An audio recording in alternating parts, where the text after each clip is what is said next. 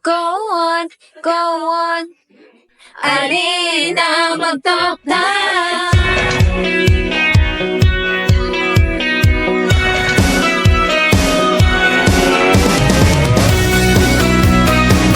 Top na ba? Come on na ba'y mag-top ta? Daghang chika, walay tuka. Magkalikaw ang good vibes. Sige lang, wala kay libog. Ayaw biya, top tabay, lingaw kita. Dili kita magsichika. Bisan unsa ang isgutan. Alina, top tabay, kita mag-istorya. Lingaw, kanunay, dili ka magmahay. Kauban si Charles, tanan kaya-kaya. The best na talk show, Talk Tabay.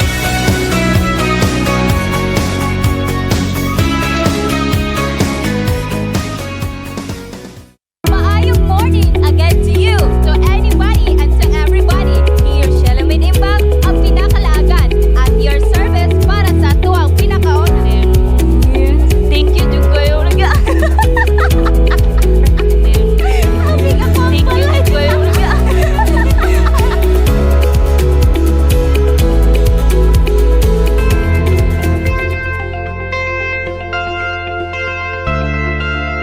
Hello, not one, not two, anyone but everybody in this world. Here's your once again Chika Chika, a Vera Chikadora explorer, Maria Nicole M. Bagaw. So, last time, we had a good shot pinaagi sa pag-ambush sa atong gihigugmang director. Hi, Direk! Pero guys, pamati na ako nawala jud ko. Pwede ba ninyong matudlo kung asa ang mansyon? Ha? Dili ko kadungog. Na uy, muli na lang ko, di mo ko ninyo tabangan. Ha? Ah! Yeah, right? Here it is! Tala, og atong abi-abihon. Pwede ba ninyo matudlo kung kinsa ang akong makabi-abi karon? Ha? Wala man. Ha? Sa too. Ay, hi Sir JR! Tinuod gid ang gingon nila sir nga dili lang ka hawod sa construction world but lami gid ay pug kamuluto. Tilawi sa pagguruno na makakusab ka. Pero bitaw sir tinuod biya gyud. So guys, kini di ay si Sir Munding. Siya na lang good for mara kayo. Si Sir di ay ang head sa health and safety construction world and nailhan siya worldwide and been contributing a lot sa ato ang nasod. And he also been receiving an award including sa DOH para nga lang kalusugan. Dako kay ni nga karangalan sir nga makabi-abi ka namo diri. Salamat. Magkaliha sa tagkaon wal ka chika. Salamat kayo sir ha sa imong pag-andam pero maulo man ko uy. Kauwi. Di ka, ilawag lang ako nagiro. Ako dili nam sa day ka bansay taani.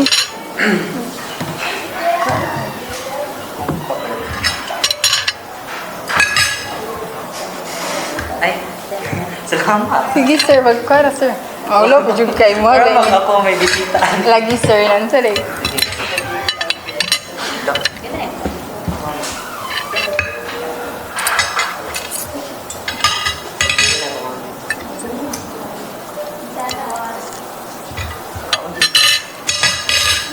So sir, para sa atong ano ang childhood part mo nga segment?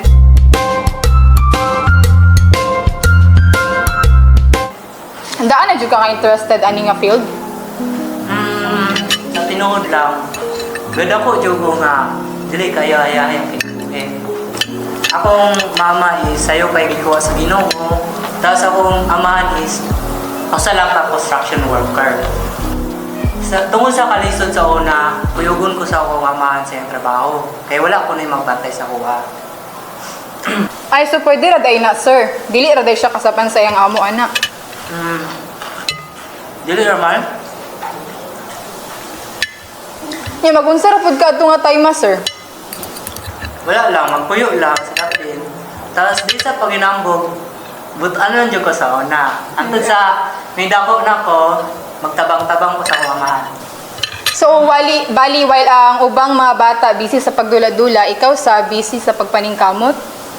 Oo, ana ra. Wala ra pud ka nagmahay sa imuha na andan or nabuhat sa una, sir? Wala ra pud diya kay dagan man sab kog nakatunan. Sayo jud ko nagmatun sa realidad sa kinabuhi. Mang walay angay kamahay. Makabilib jud kay ka, sir ba? Pero mas makabilib imong amahan nga gipadako jud kaniya. Dako kay kog pasalamat sa akong amahan kay gitaguyo jud ko niya. Brother Energy Drink. Antod sa mag-college ko. Sorry emotional jud ko pag abot sa waman basta isgutan jud. Maong dungag pa, sir. Marag ako na bisita ani ba? Okay ra, sir. Ay kaulaw kay lami kay imong food. Ako pa na kulang. Sige daw. Pero para masayid ang tanan, kato daing nag-college si Sir JR is nagkalingaw na pud og kaning daot ng iyang father. Sa dihang na trabaho magud akong papa. Nakita jud ako ilang sitwasyon. Wala sa pagpadakot pero dako magpasalamat sa mga amo ni papa. Pero makita magud ako ang kakulangan sa lang protection. Dayon sa una, ako man is kapila na siya nahagungan. Wala pa di mga gamit nga makaprotekta sa lahat. Sama ng hard hat, eye protection glass o mask. Dayon, moto, gadaot akong papa, giugo-ugo. Pero dito jud ko nasakitan natong pag-college na ako niya. Dito pa jud ako nikuha. Ni kay mao may mapod-apod ba? Dayon, katong pagkahulog ni Papa gikan sa third floor, grabing kumpanya oy. Ang medical expenses kay outside labor time daw bisag on-site na itabo. Nya, wala kay full protection plan o ubang insurance ato sa mga trabante. Maong sakit kayo sa pamuot nga despite sa kahagok sa umamaan, maro tayo nasupli sa yaha. Mao ba na rason, sir, nga nung nag-implement ka og necessary requirements at sir makapadayon ang kumpanya sa ilahang construction work? Oo, dako kay pasalamat na pinaagi sa kapugi. Nakasulod ko sa gobyerno. Nakita sa nila ang potential, di ba? O kay sanay naman ko ana mga trabaho pang construction, gibutang ko nila sa Department of Construction site as branch sa Department of Labor na naghimo jud. Tapos nahimo jud ko advocate ka ng makaturungang pamamahala. O i-push yun ako ng pag-require sa site safety file. So, para sa kaalaman sa tanan, sir, unsa day ng site safety file? Mga collection na siya sa document o records na nagprotekta. O kailangan na ma-comply ang mga kumpanya sa health and safety regulation para sa kayuhan, labi na sa mga trabahante. So, kumbaga, sir, mura siya og portfolio or requirements?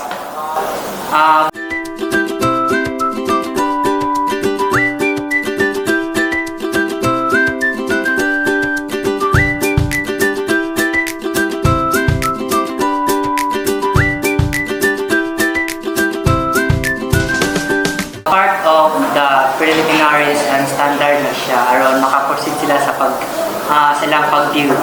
So, unsa pud to nga mga papila ang kinahanglan, sir?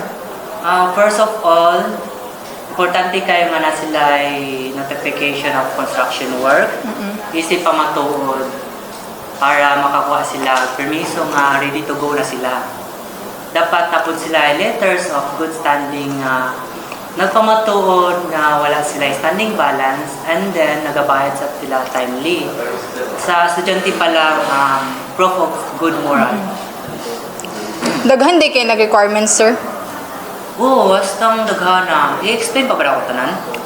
Sige, sir, aron ma-aware sa tanan, ilabi na katong mga trabahante para ma-aware pud sila sa mga requirements ug ilang mga responsibilities sa ilang constructor sa ilaha.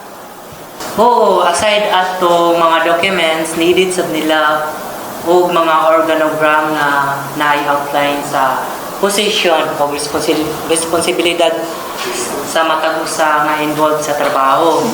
Dapat na sila health and safety policy nga nag-maintain sa mga commitment sa kumpanya sa pagprotekta sa trabahante laban sa mga aksidente. Ang health and safety plan kung saan pag-manage o pag-handle sa kumpanya nga mao'y kayuhan sa mga trabahante. O siyempre, kauban na ang environmental plan kung saan pagprotekta sa kumpanya o ang sa palibot sa construction site. Siyempre, dapat na sila waste management plan nga nag-guide kung saan pag-dispose ang mga basura o full protection plan para malikayan ang mga paghulog sa mga trabahante since mamuji common nga may tabok sa lahat. O dayon, dapat makahibalo ang mga trabahante unsay angay nila buhaton. Dapat nakalista sa ilang mga membro ang mga importanteng tao sa mga sa emergency contact number. Hasang daghan na gid kayo sir ba? Yes, daghan yung kayo. I've heard nga needed pagali og mga list of subcontractors, legal agreement appointments, certificates of competency, risk assessment records, toolbox talks, and inspection register, di ba? Yes, visitor registers is necessary para matrack kung kinsay ni sign in o ni sign out na area. Then needed sa ang complaints registered o site diary to records kung sa itong mga nabuhat o na-accomplish during the daily work. Ang weekly statistic, surely minutes audits, template, vehicle list, accident records, clients SHE specification o public liability insurance, mao ni sila magprotekta sa kumpanya in case na mga damage sa property o sa area caused by third parties. Ho, dili gid kayo lalim sir no ang magconstructor. Daghan ni kog nakatuna nimo sir gatong viewers pod. Super salamat kayo sir sa imong mga nilamian nga mga pagkaon. Grabe lami gid kay siya sir. Okay ra sir. Take your time. So, salamat kayo ha. Og dito na nag-end ang atong episode for this segment nga Talk to Buy. Once again, here's your Chika Chika Dora nga host, Maria Nicole Bagaw, and see you on our next video. Bye-bye!